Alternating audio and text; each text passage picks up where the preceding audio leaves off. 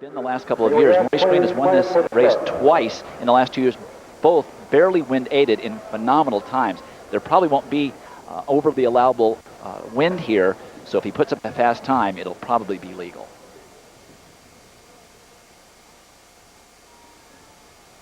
And now they're in the hands of the starter.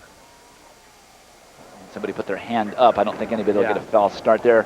Maurice Green, very relaxed. We noticed the other day when he was in the interviews, our statistician Walter Murphy said, "I've never seen the guy so relaxed. He looks as though he has nothing really left to prove." But he says even at his young age, he wants to win more gold medals at World Championships and Olympic Games, wants to set his world record again and improve upon it this year, and that's what drives him. But there's a certain peace about Maurice Green that we have not seen from him in the last 3 years. And I agree in those interviews, there is a sense of hunger, still things to do, but it's not eating at him like a man possessed. He's very comfortable when he gets there, and you look at him and you just, man, he is ready to spring.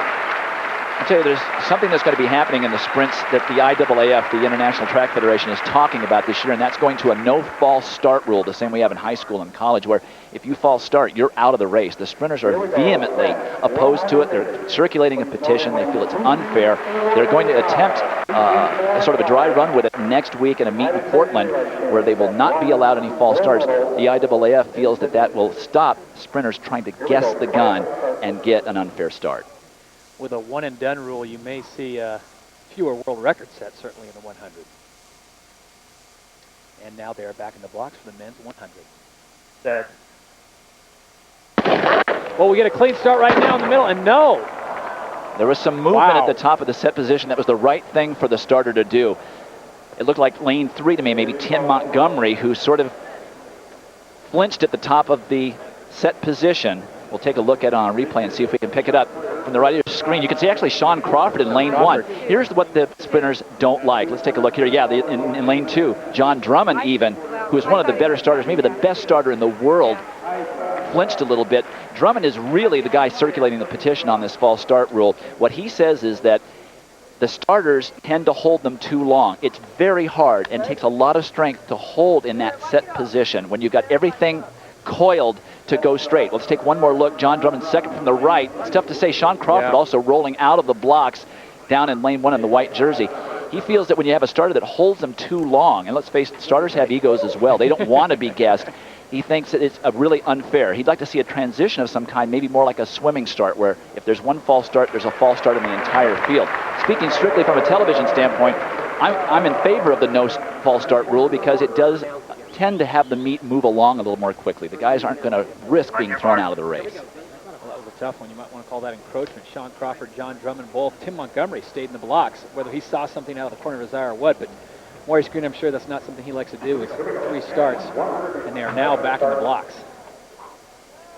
Starts take a lot of energy, sap the strength of these athletes, especially earlier in the day like this today, and as cool as it is here at Hayward. Set. This time it is clean, and they are away. And right off the bat in lane 7, Bruny Surrin falling behind him. Maurice Green not in the lead right now, and that is somewhat of a surprise as they come to the tape, and it's a lean. Unofficially 9.89 for Jarrett.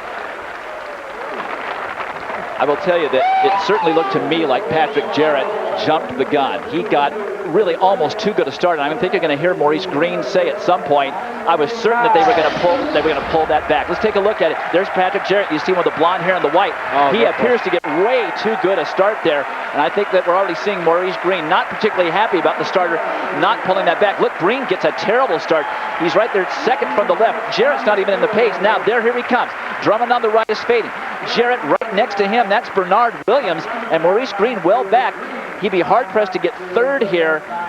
Let's take a look at Maurice Green in lane 4. He had a terrible reaction to the gun. I'm sure he thought that was going to be brought back. He was late into his drive phase.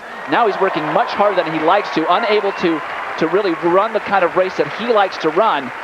And Patrick Jarrett, that's a huge upset. The wind well over the allowable, so the 9.89 is going to be a wind-aided time. But Patrick Jarrett, out of nowhere, the winner here at the Prefontaine 100 meters. Well, it's hard to miss with that blonde hair. Patrick Jarrett out of Jamaica, 23 years of age, 9.89. As you pointed out, it is wind-aided. Let's go down to the third member of our broadcast team, Tim McClune. Maurice, tell us what happened there at the start. Well, I didn't start, so, you know, you just have problems in the race. I didn't get a good start, and they got out on me, and I just wasn't able to catch them on the end. It happens, though. Did you feel it was a clean start? Was it a fair start? I don't know. I mean, it doesn't matter if it's a clean one or not. They didn't call it back, so you got to keep going. And I hesitated a little bit, and I just got caught.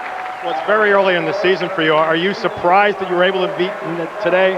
Is this just part of your development? Yeah, I'm just getting started. You know, it's early in the morning here, but, you know, I'll be ready when the time comes. Okay, well, it's good. Great for the sport. Thank you. Good luck to you.